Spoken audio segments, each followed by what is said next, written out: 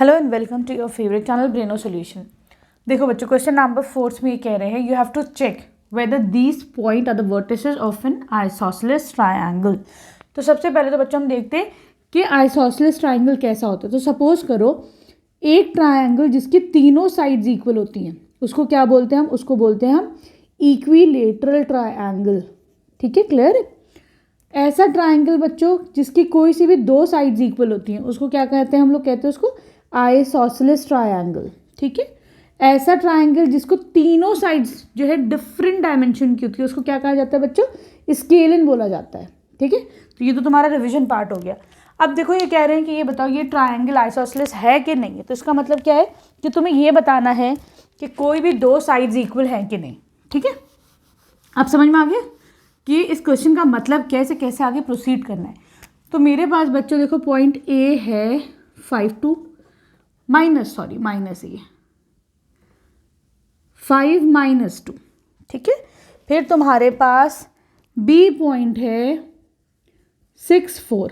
ठीक है, और सी पॉइंट है 7 - 2। ठीक है, क्लियर है?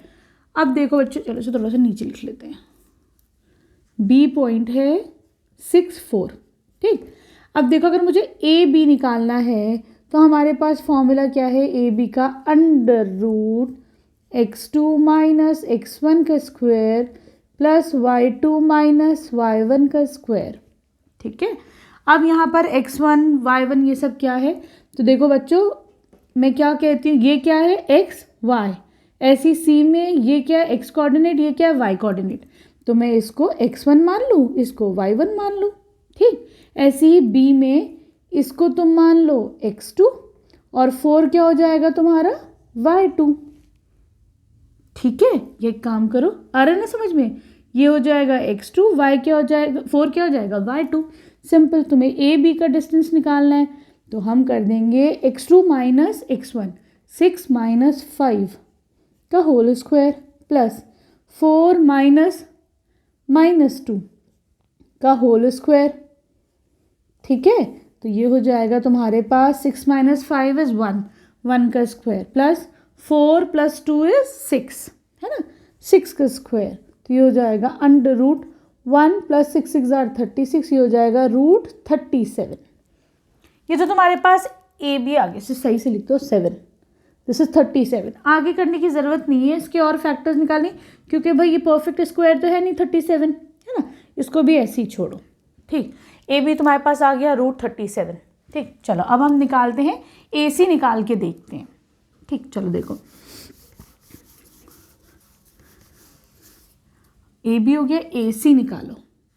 अब ए सी के लिए बच्चों मैं ये x1 और y1 है, मैं क्या करती हूँ बच्चों?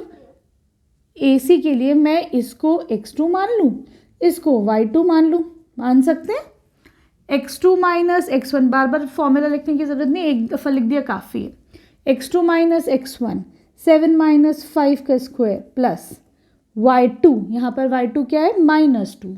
-2 और ये वाला माइनस का साइन लगाओ, फिर y1 क्या है? -2, फिर -2 लिख दो इसका स्क्वायर। ठीक है, ये हो जाएगा 7 - 5 = 2 का स्क्वायर प्लस -2 + 2 इसका स्क्वायर, है ना? तो ये कितना हो जाएगा? 0 का स्क्वायर। तो ये आ जाएगा 2 2 = 4 मतलब 2।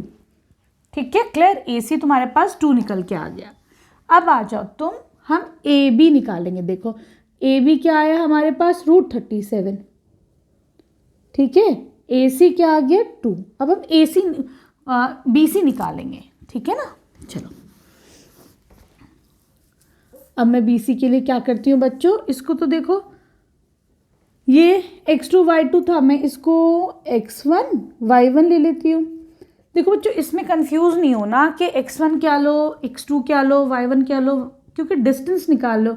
डिस्टेंस चाहे तुम b से a पे जाओ चाहे a से b पे जाओ, डिस्टेंस तो मेरा हमेशा बराबर ही होगा, है कि नहीं? ठीक है, अब हमें निकालना है सी बी निकालना है। ठीक, सी बी कह दो, बी सी कह दो, एक ही बात है बच्चों। चलो बी सी बोल देते हैं। ठीक है, √x2 - x1, है ना?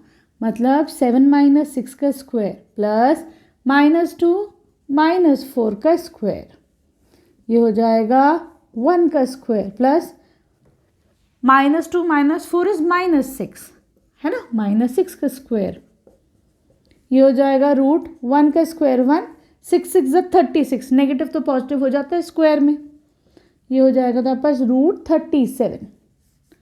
तो बच्चों ये वाला BC क्या आ गया, ये भी तुम्हारे पास आ गया √37। अब तुम ही लोग देख के बताओ ये AB और BC इक्वल है ना कि नहीं। AB is equal to BC कितना है, √37। This shows that ABC is an isosceles triangle. ठीक है, आसान था ये वाला क्वेश्चन, समझ में आ गया। अब चलो इसके क्वेश्चन नंबर 5 पे।